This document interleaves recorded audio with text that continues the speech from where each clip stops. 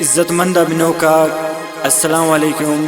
दालजाम मलंग को जीना वालिया नंबर 30 नुमा खिदमत तच पेश मरिक अलसैफ स्टूडियो कलात स्टाफ मुश्किना कुंडन। सिलेक्शन उस्ताद नबी बश दिलबर, तरतीब सिराज गुलाबो। सिलेक्शन राब्ता नंबर 033 05 48 4366। मेहरबानी।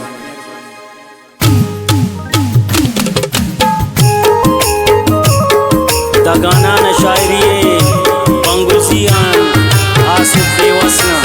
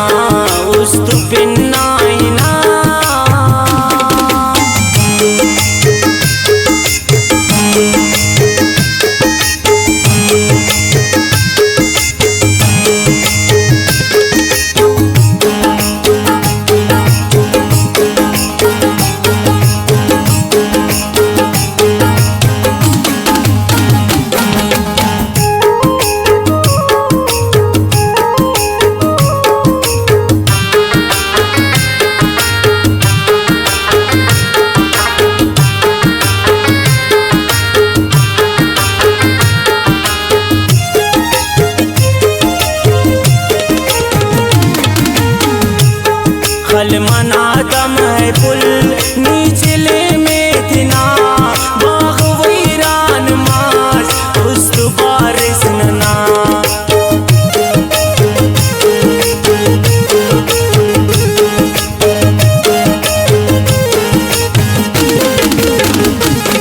खलमना दम है पुल नीचले में दिना बाग वैरान मास उस्त बारिश नना।